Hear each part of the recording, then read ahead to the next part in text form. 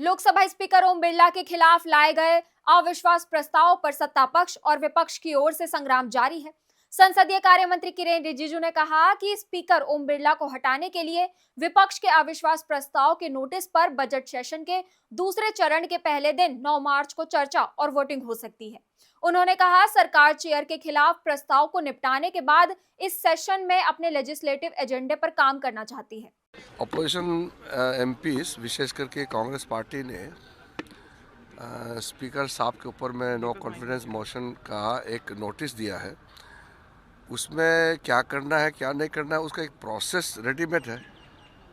यहाँ इसका established norms होते हैं, तो उसके अलावा अलग से मुझे कुछ कहने का नहीं है।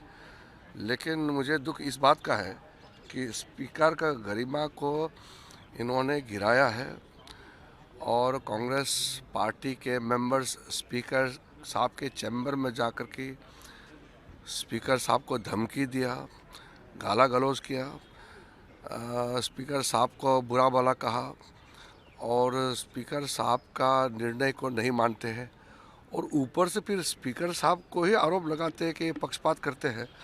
ऐसे तो मैंने पहले बार देखा है। रिजिजू ने कहा कि एनडीए के सदन में 293 मेंबर हैं और उसे कई ऐसे लोगों का सपोर्ट मिलने की संभावना है। 9 मार्च को लोकसभा में हम स्पीकर के खिलाफ लाए गए नो कॉन्फिडेंस मोशन पर बहस करेंगे। बहस के बाद वोटिंग होगी। एनडीए इस मुद्दे से तुरंत निपटना चाहता है ताकि बिरला इस अहम सेशन में कार्यवाही की अध्यक्षता करने के लिए वापस आ सके। 17 फरवरी को बांग्लादेश के पीएम तारिक रहमान के शपथ ग्रहण समारोह में बिरला को भेजने का सरकार ने फैसला लिया है। सरकार के फैसले को स्पीकर के लिए सरकार के मजबूत समर्थन के तौर पर देखा जा रहा है। वहीं कांग्रेस, टीएमसी और आम आदमी पार्टी बिरला के खिलाफ जल्द से जल्द वोटिंग कराने के पक्ष में है।